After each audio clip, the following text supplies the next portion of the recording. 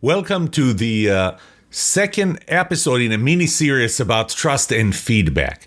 In the first episode last week, I talked about feedback and accountability, the relationship between them, the reciprocity of feedback, receptivity, and trust, different levels of feedback from the lowest level to the best level of the hot seat session. And I talked about positive feedback. I distinguished positive feedback from negative feedback, and I told you what's appropriate and how it is appropriate to give positive feedback. This week, I'm going to start by talking about why are you giving feedback. I'm going to talk about perception versus reality. We're going to see if they're ready to take feedback. And I'm going to go as long as I can squeeze it within just about 30 minutes.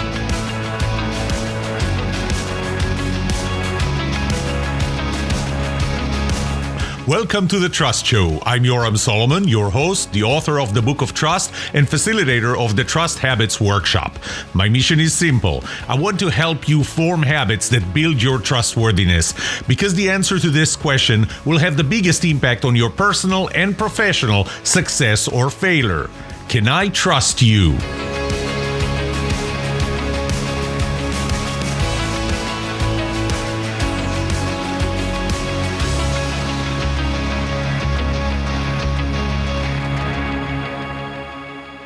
Let me start with one question. Why are you giving feedback? Before you're giving feedback, or before you decide that you don't want to give feedback, you have to ask yourself, why am I giving feedback? And there could be many reasons. One reason, unfortunately, I've seen happen quite a lot, is to feel good about yourself. You're giving them feedback. And I'm not talking about positive feedback anymore. Forget positive feedback. That was in the last episode. Go to the last episode if you want to hear about positive feedback. Now I'm talking about negative feedback. And just again to remind you, when I say negative feedback, it's not giving feedback in a negative way. It's giving feedback about something negative, about something that's broken, something you're not doing right. So when you give feedback, you may do it just to feel good about yourself. You know, if I'm knocking somebody else down, if I'm showing somebody else what they're doing wrong, maybe I'm doing that so that others will see that that other person is not great, that you are better than them. And the way to do that is to point out what they're doing that's bad so that others will see. Maybe you're doing that because you don't like them. Maybe you want them to feel shame. And you're telling them what they're doing wrong to shame them, hoping that by doing that, they're going to improve. You know what? None of those work. You're going to give somebody else negative feedback, you are not going to feel better about yourself. If you're doing it to show others that you're better than this other person, you're going to show them exactly the opposite. You're going to show them how small of a person you are when you have to tell another person what they're doing wrong in public just to show how good you are. You're going to show how small of a person you are. If you're doing that to shame them, I'll tell you one thing. Shame is a very, very powerful emotion, but it's not going to make the other person change what they're doing. It's going to create a divide. It's going to reduce trust. You may force them against the wall. You may actually entrench them in their position because you're going to put them in a defensive mode rather than in a cooperative, in a receptive mode. But there could be one other reason why you're giving feedback.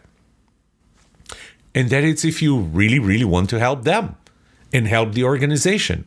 Remember that a positive feedback is feedback that makes you feel good, while a negative feedback is a feedback that makes you good.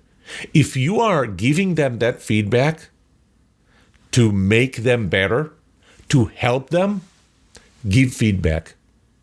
If it's for any of the first three reasons I mentioned, to feel good about yourself, to show others, to shame the other person, if those are the reasons, don't give feedback. Give feedback, only negative feedback, only if you really want to help them. Here's another question I want you to think about. What would happen if you didn't give feedback? If you had feedback about something that they're doing, maybe they're unaware that they're doing it. If you're not giving them feedback, they will not improve. You can immortalize a bad situation by not giving them feedback, that feedback that they need. I'll take it another step. What if you have negative feedback for them and you didn't give it? And at some point, they realize that you could have helped them and you didn't. You know what? Let's take, I know that this is kind of a stupid example that I just heard yesterday in another show. You have a piece of food stuck between your teeth. Everybody can see it, right? Now, what do you feel the moment you walk into the restroom and to wash and you look at your face and you're like, man, I have this dark piece of food right between my two front teeth? I mean, you're embarrassed, right? And then you realize, wait a minute, all those people that I'm sitting with, they saw that and nobody said a word. So let me tell you something. You can lose other people's trust by not giving them feedback that they need. Not the feedback they want to hear, by not giving the feedback that they need to hear. I remember one day, it was in Plano. I went to the retirement party of our police chief, and his wife was sitting in the audience right in front of me. Her tag was showing. The shirt or dress she was wearing, the tag was showing. And I knew that was something that she would have wanted to know. And I'm thinking, I don't really know the police chief's wife. I mean, should I do it? Should I just let other people do it? But then I thought to myself, she wanted to know that. She would have wanted to know that. So I told her. And she hit the tag, and everything was good after that. She didn't feel bad. Maybe she was a little embarrassed by me, but you know what? It's a lot better than being embarrassed by everyone or going home and realizing that her tag was showing and, how many people saw that. So even when you don't give feedback, you can lose trust because the other person would know that you could have helped them, but you chose not to.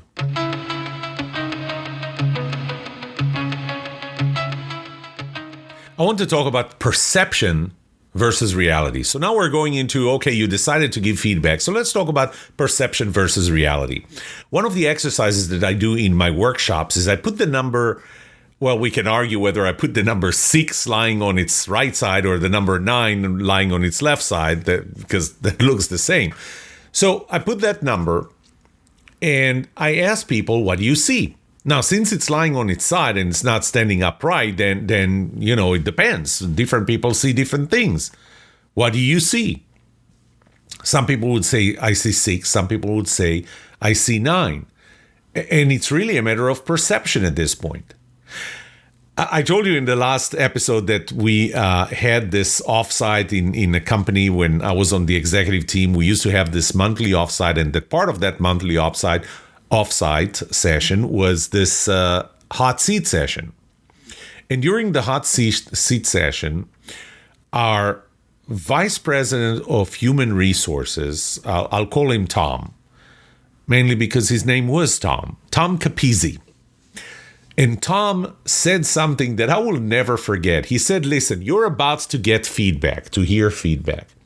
I want you to remember that maybe 10% of it is real, but 100% of it is true in perception. This is how people see you, even if it's not true. I'm going to get back to that when I talk about taking feedback. But this is important also in the context of giving feedback. Because when you give feedback, you need to remember that maybe the feedback you're giving is your perception and not necessarily the truth. You have to accept your starting point has to be, I'm going to give you what I perceive through my own senses, through my own experience, through what I've seen, through what I believe I know. But I have to keep in mind that those are my perceptions, that might not be the reality. So start with that. And the reason this is important is because when you give that feedback, you always keep in your mind that maybe what I'm telling you is not really what's going on. To have enough information, we hate uncertainty. We hate uncertainty, and to have certainty, we have to fill our brain with information. The problem is that part of that information are facts, and part of it are our assumptions. They could be our biases. What part of the feedback that you're giving is actually an assumption? You may not even know. This might actually be subconscious. That part of it is assumption. That part of it is my own bias and not necessarily fact. So keep in mind that part of what you're telling the other person as your perception of them is an assumption or your own bias.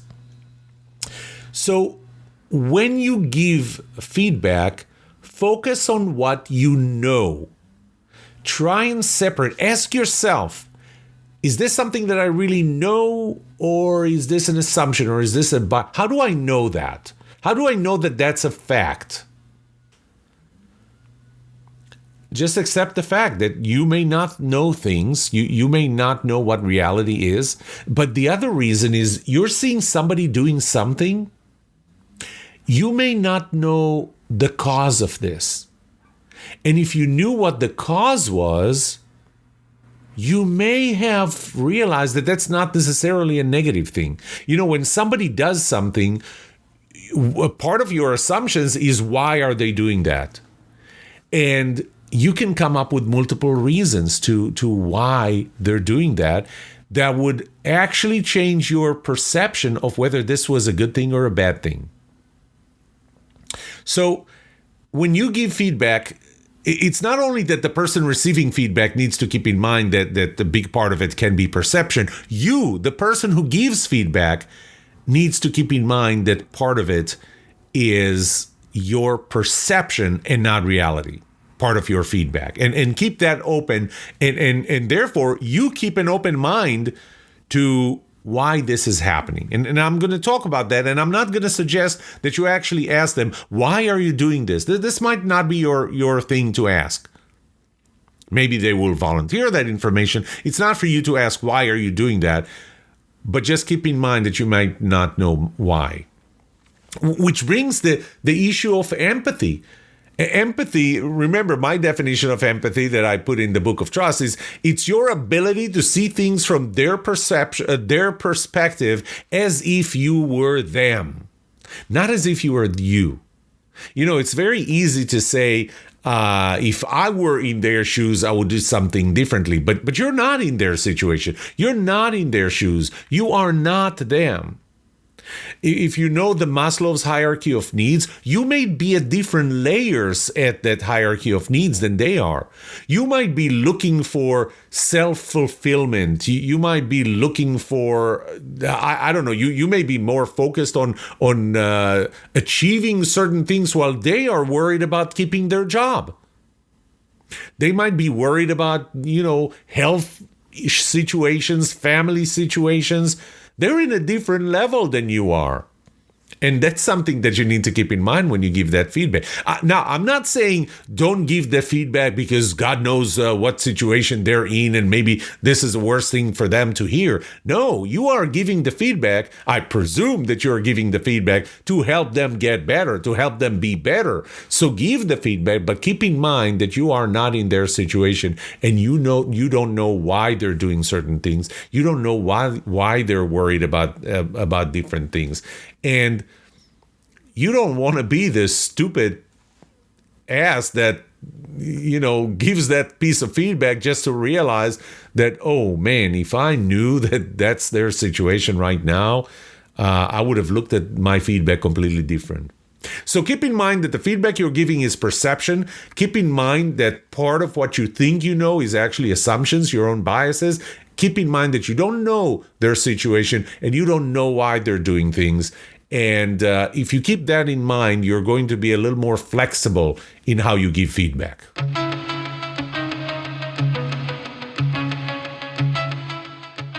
Now I'm going to start talking about how to give feedback. And the first step is, before you give feedback, you need to make sure that they're ready to take feedback. So I'll tell you a story. When Maya, I think, was just about when she started talking, she one day told my wife that she wanted to call me at work. Now, my wife and I have this agreement. If she calls me and I can't pick up, I'm really busy, I can't pick up, I'm not going to pick up. But how do I know that if this is not an emergency? Well, if this is an emergency, within the next few seconds, she's going to call a second time. If I saw the phone ring twice from her within a certain amount of time, I will drop whatever I am doing. And I told her that, and she knows that even if I'm in the middle of giving a speech, I will stop. I will say, I'm sorry, I have to take this call. So she knows that we have this agreement. Now, even if I do pick up the phone, the first thing that my wife asks is, can you talk right now? Because, there are different levels of being busy. Maybe I can't even answer the phone.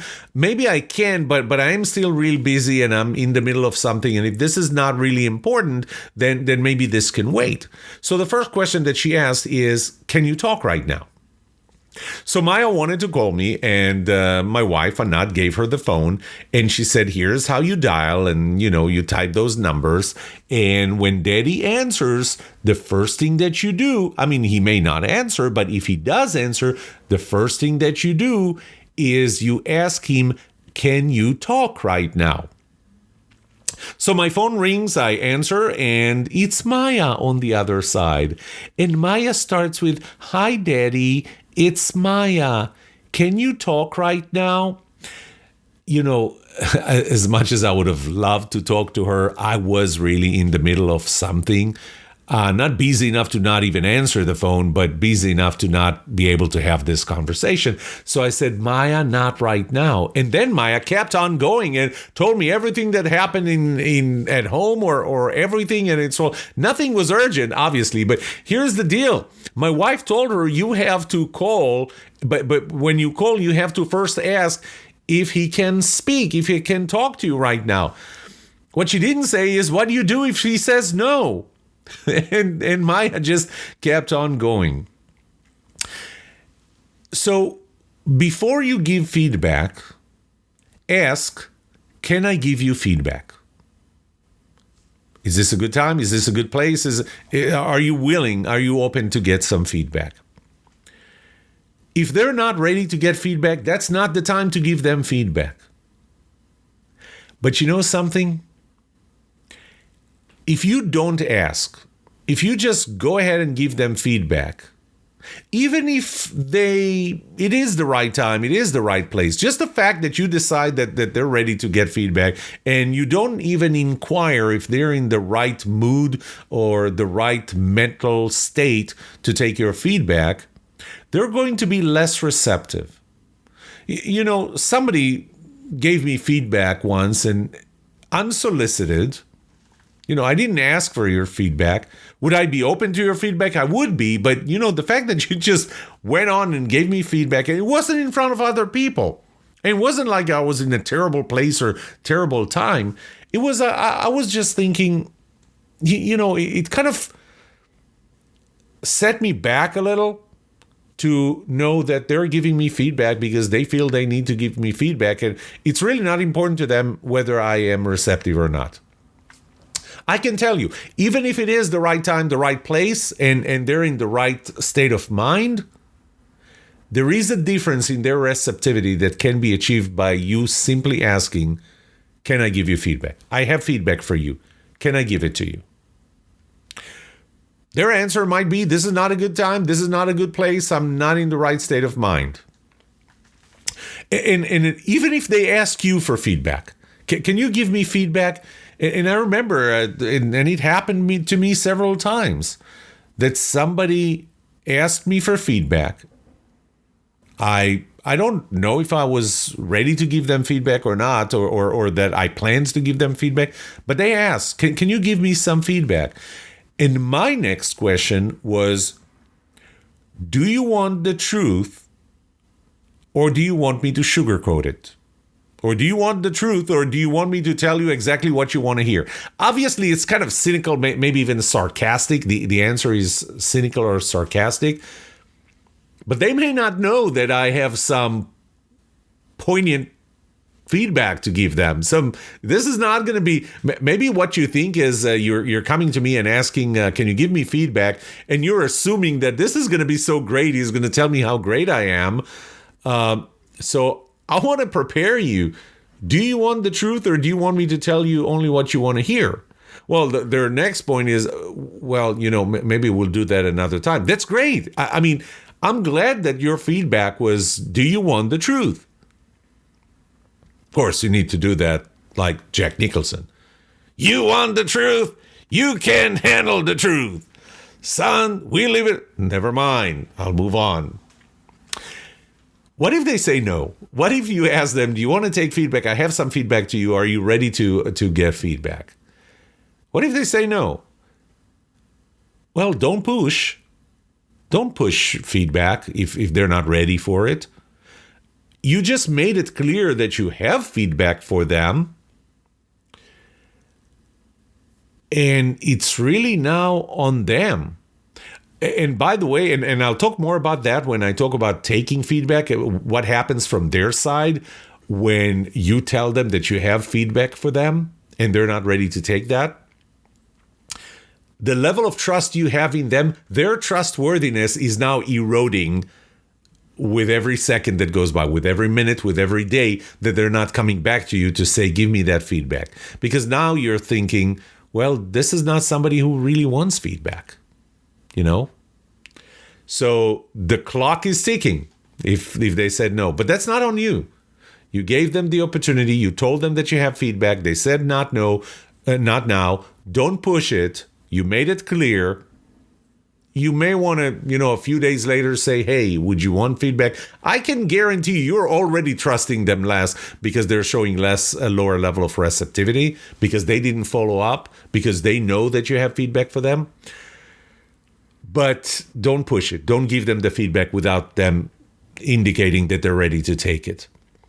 And again, just keep in mind that you should, if you have feedback and you didn't give it to them, and then later they find out that you had feedback that could help them and you didn't give it to them, they will trust you less.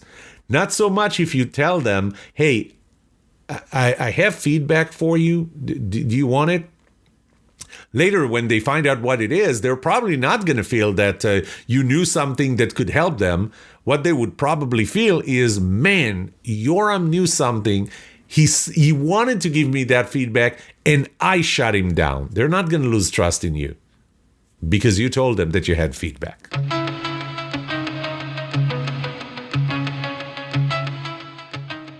So, what is the right time? What is the right place? When and where should you be giving negative feedback? And again, negative feedback, not feedback given in a negative way.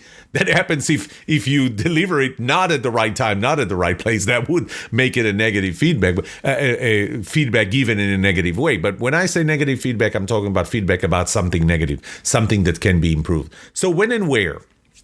Okay, when I wrote the Book of Trust, or while I was working the Book of Trust, one of the things that I do is I immediately start envisioning cover.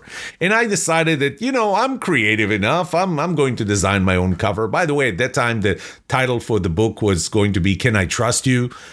Which now is a title for a series of books that I have. But that's before I call it the Book of Trust. So I designed my own cover, and I put that cover on Facebook to ask for feedback. I know what you're thinking. Yeah, that was stupid. But, so I got some feedback. Actually, it wasn't stupid because I'll tell you what happened at the end. So here are two pieces of feedback that I got. Okay. The first one was, You know, I'll be honest, Yoram, and you can throw my opinion in the trash if you like. The whole thing is not interesting to me. She was referring to the cover. It doesn't grab my attention. I would pass this by on a bookshelf. Trust, she meant the word trust, is too dull. You need more contrast. You can't read the bottom. The layout looks cheap to me. Well, it was cheap if I was the one designing it. It was the cheapest it could be. Okay, you got that part. Here's the second part. The second piece of feedback that I got. If you want now I have to do this with Jack Nicholson's voice. If you want self-publishing book design advice from one who has succeeded at it, let me know. No charge, but you won't like what you hear. I don't like anything about your prototype. Actually, he wrote, I don't like anything about you, but that was a typo. I don't like anything about your prototype and can tell you why in detail. The real question is whether you're an advice giver or an advice taker. Which one of them is worse? You know, the one that actually said, I'll be honest, and, you feel free to ignore my opinion. And she said that this is not interesting. And she was really specific. I mean, it was pretty targeted and pointed. The layout looks cheap to me is, it doesn't feel very comfortable to hear that. But think about the second one. If you really want self-publishing book design advice from one who has succeeded at it, by the way, I already had 12 books at that time published, and they ranked higher than the other persons. So who do you think you are giving me that feedback? So which one is worse? And I know, I'm kind of guiding you towards the second one is much, much worse, right? No, actually, the first one was worse. You know why? First one was posted in public for everyone else to see. You just told everybody that, it's dull and you would pass it by the bookshelf and it looks cheap and all. Things that are pretty subjective, some subjective adjectives. But you did it in public. You did it in front of everybody else. The other one, as tough, as poignant as it was given to me in private. It was sent to me in a direct message that only I could read. So, when and where do you give or should you give negative feedback? Not at any time. Not every time is good for it. Think about this. Are they busy? Are they free? Are they in the right mood? In the right state of mind to take your feedback right now? If they're not, what's the point in giving them feedback? What if you're overwhelming them? What if they just got a piece of feedback that was a negative piece of feedback, and now they're getting one from you? Come on, there's so much I can take in one day. So not every time. Think about this. Think about you're about to give feedback to someone who's about to deliver a keynote. And, I just remember this story. This is after I submitted my PhD proposal to the committee. And I was waiting. It was about 2 weeks later. I'm waiting to get some feedback from them. And I'm in Vegas in a trade show, about 5 minutes away from having a meeting with a client. I'm waiting for the other person, the sales director, to meet me so that we can go into the client's booth and have a conversation with them. And 5 minutes before, I checked my BlackBerry.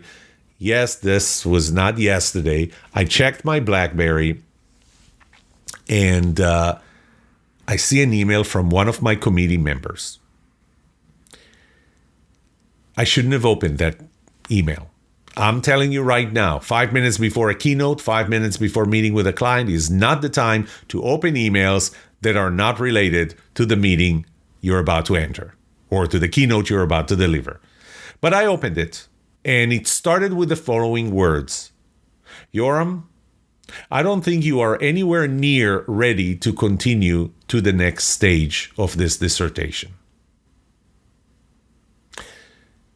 Giving feedback has to be at the right time. You have to ask, is this the right time? Maybe you can assess yourself. Find the right time.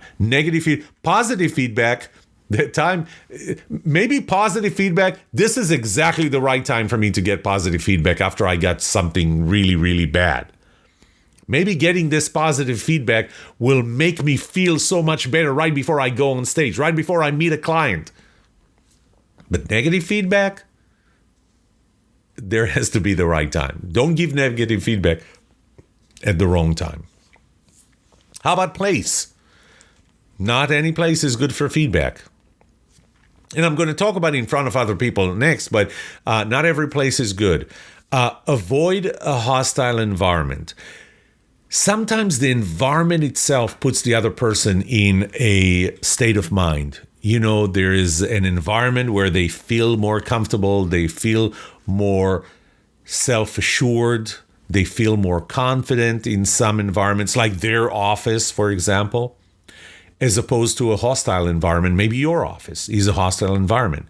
Getting called to the principal's office is not a good feeling. It's not really where you want to get feedback, by the way, because it's going to be bad feedback.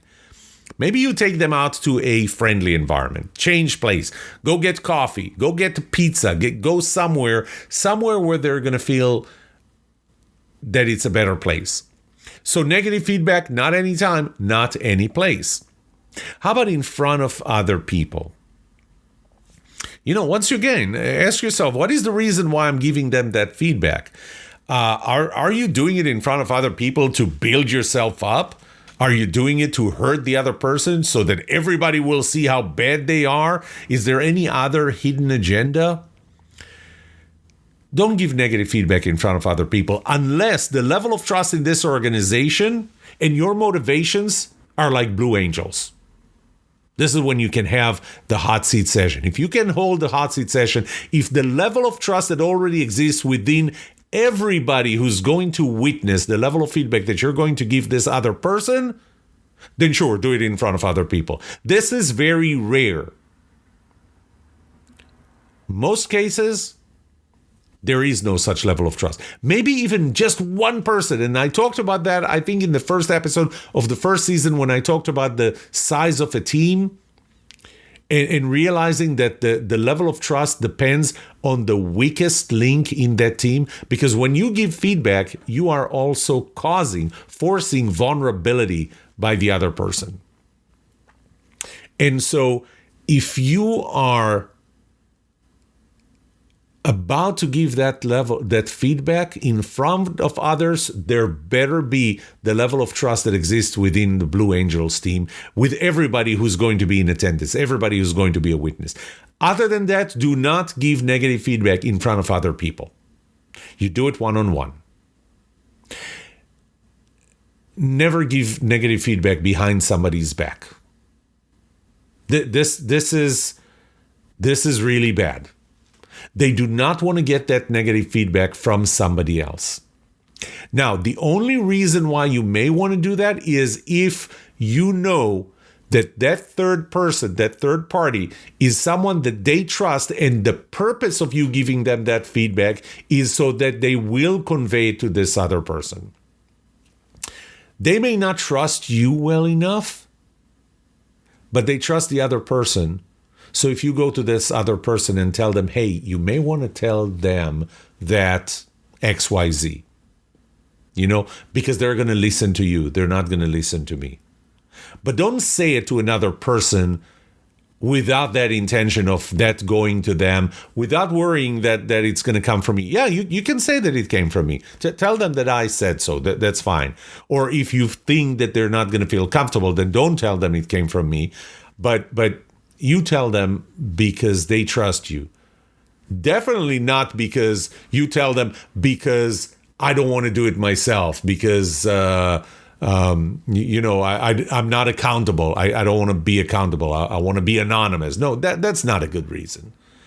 So don't do it behind their backs unless what you're doing is actually involving a third person that they trust more, so that they will take it to them. Because once again, your motivation is the same. Your motivation is pure. You want to help them.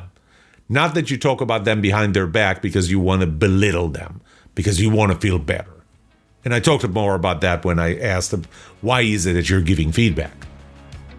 And I completely lost track of time. I see that we're at about 35 minutes and I'm still not done with how to give feedback. So I'll continue next week.